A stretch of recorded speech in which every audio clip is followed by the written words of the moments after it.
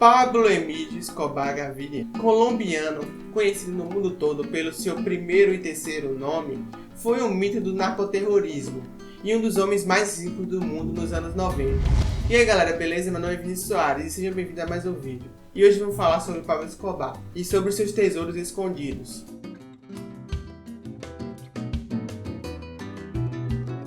Inteligente, o criminoso ajudava a população carente da Colômbia e utilizava a ideologia anti-imperialista para camuflar suas ações ilegais. Ganhando apoio da maioria dos colombianos, por exemplo, Escobar construía estádios de futebol e financiava alguns times da cidade. Diziam tirar dos ricos para dar aos pobres, criando uma imagem de Robin Hood. Com isso, o povo de Medellín acobertava, escondendo informações e fazendo o possível para protegê-lo das autoridades. Ele teve uma infância pobre, nasceu em um barraco na cidade de Rio Negro, em Antioquia, foi o terceiro a ver o mundo entre seus 6 irmãos e recebeu a educação de um camponês. Seu pai, Abel de Jesus Escobar, e de uma professora do ensino fundamental, sua mãe, Gaviria Emilda, iniciou seus estudos em ciências políticas, mas desistiu por não conseguir pagar a mensalidade da faculdade. Então, escolheu a solução para seus problemas no mundo do crime, inicialmente roubando túmulos e os revendendo para contrabandistas. Porém, Roberto Escobar, seu irmão, nega que Pablo tenha feito isso. De qualquer forma, Escobar exercia outras atividades ilegais no início de sua carreira criminal. Começou com pequenos golpes como contrabando de cigarros falsos e vendas de bilhetes de loterias falsificados.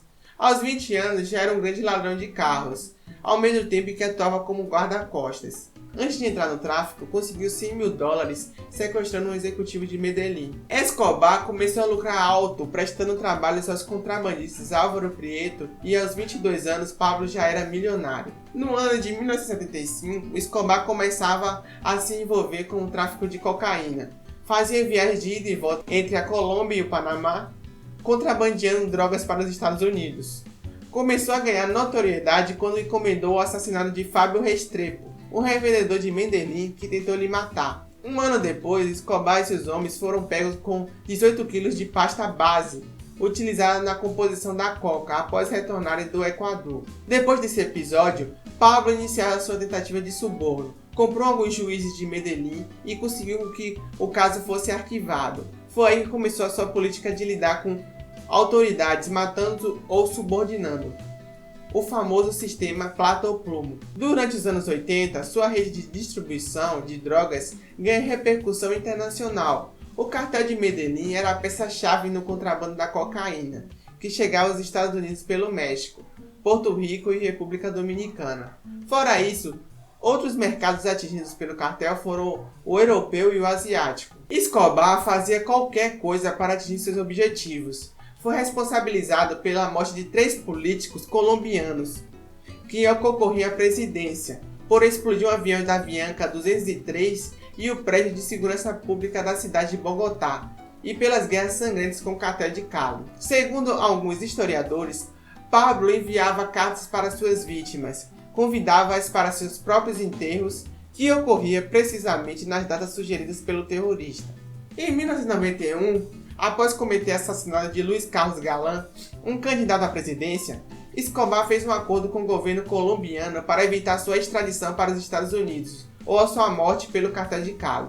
Pressionado pelas autoridades e pela opinião pública, Escobar foi preso em uma prisão luxuosa, construída por ele mesmo, a La Catedral. Após esse episódio, a extradição de cidadãos colombianos foi proibida e uma nova constituição foi aprovada.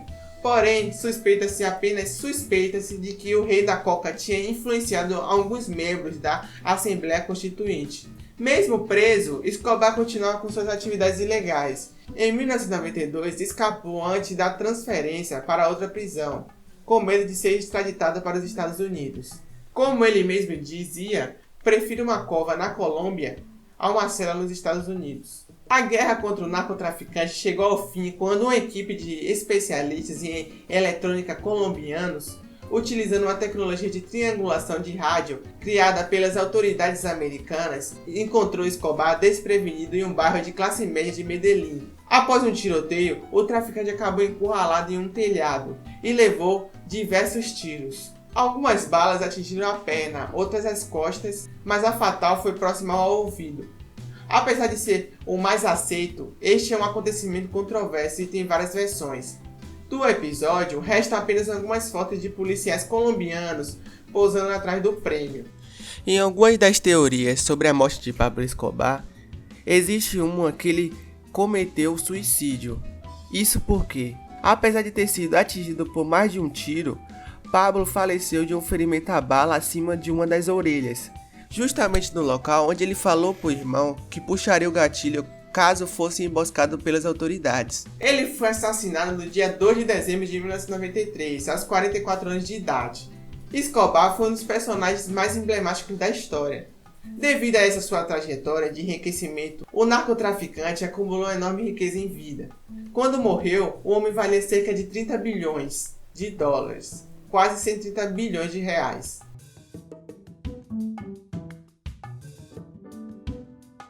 O dinheiro era tanto que os traficantes não sabiam exatamente quanto ganhavam, nem onde estava todo o montante. Escobar, por exemplo, guardou sua fortuna em dinheiro quase sempre, em muitos lugares espalhados pela Colômbia.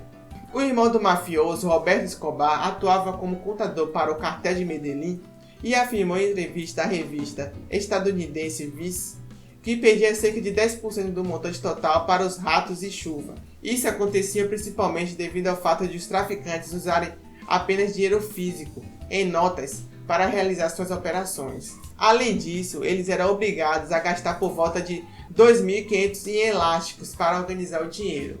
Como é possível perceber, a organização tinha que lidar com problemas aparentemente físicos.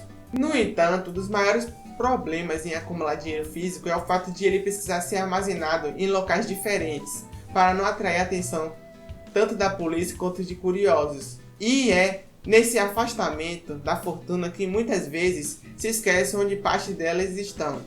Segundo Roberto, foi exatamente isso que aconteceu com Pablo. A totalidade de riqueza de Pablo Escobar não é garantida por sua família até os dias de hoje. Naturalmente, esperava-se que eles herdassem o dinheiro de Pablo, mas isso não aconteceu.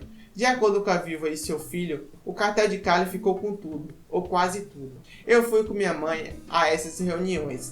Exigiram que entregássemos todos os bens como parte do butim de guerra. A exigência era simples: se esconderem uma só moeda, iremos matá-los. Assim salvamos nossa vida. Voltamos a ser ninguém. Disse o filho do Pablo, Juan Pablo Escobar, que agora usa o nome Sebastião Marroquín por segurança, em entrevista a El País. Ainda que eles conseguissem ficar com o dinheiro do narcotraficante, não seria tudo.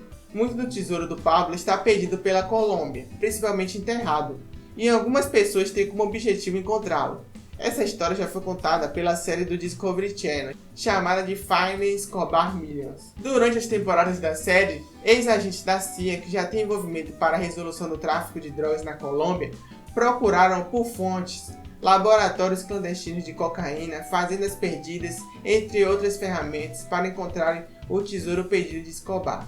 Assim, encontrou um submarino que pertenceu ao traficante Pablo Escobar e que pode esconder um tesouro que pertenceu a ele, de cerca de 222 bilhões de reais. Durante a época que ele traficava drogas para os Estados Unidos, muito dessas drogas eram escondidas em submarinos, que eram distribuídas de diversas maneiras. E um submarino supostamente acaba de ser encontrado por membros da CIA, a agência de inteligência norte-americana. A embarcação estaria naufragada em algum lugar da costa colombiana, mas sua localização exata não foi divulgada. O motivo é que ela pode conter pistas que levam ao tesouro perdido, avaliado em mais de 222 bilhões de reais. Inclusive, o dinheiro pode estar no fundo do mar. Sobre o submarino, existem imagens e informações reveladas que dão conta de que caixas foram encontradas junto ao submarino, mas nenhum sinal do dinheiro. Como o leito do oceânico é bem inconstante, é possível que o dinheiro ainda esteja perdido no fundo do mar. Até mesmo furacões podem ter mexido ou escondido ainda mais os vestígios. Relatos históricos apontam que quando, cerca qual o cartel de Medellín se tornou mais intenso, um confronto entre os traficantes e a guarda costeira e a marinha teriam feito com que os criminosos jogassem o dinheiro no mar.